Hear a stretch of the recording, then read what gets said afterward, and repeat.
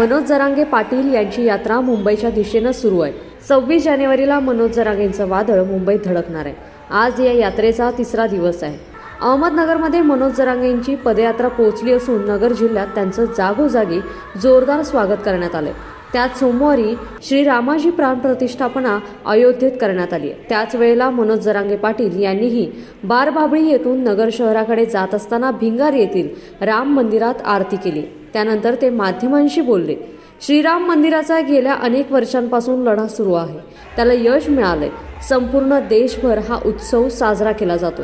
अयोध्येत श्रीराम मंदिर झाले याचा आनंद आहे। यावेळी त्यांना तुम्ही अयोध्येत जाणार का असा प्रश्न विचारला असता जरांगे काय म्हणाले ते ऐका।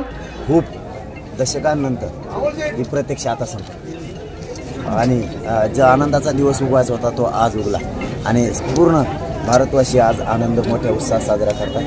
कारण हिंदू धर्माचा तो गर्व आहे, स्वाभिमानी आणि आज भगवान श्रीराम अयोध्येत विराजमान झाले आणि देशभर आनंद उत्सव साजरा कसा आम्ही आज केला। रामाकडे मागितले मराठा आरक्षण मिळावं म्हणून आज तुम्ही आता आरती झाली। नको म्हणलं आजचे दिवस उद्या मागू, कारण हे त्यांचंच चाललंय म्हणलं का तर उद्या त्याला सकाळी वेगळं घालतो मी मग श्रीरामांना ते आजचे दिवस नाही घातला। आज मात्र आनंद उत्सव आणि आनंदच व्यक्त केला। आरक्षण मिळाल्यावर अयोध्येत जाणार हो, त्यांना सगळं रेल्वेच बघा भरून जाते नाही, बाकी जरी म्हणते रेल्वे भरून येतात, आपल्या बघा रेल्वे जातात त्याला।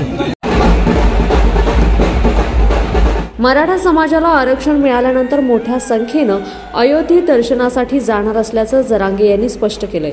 मराठा समाजाला लवकरात लवकर आरक्षण मिळावं असंही साकडे या निमित्तानं जरांगे पाटील यांनी घातलंय।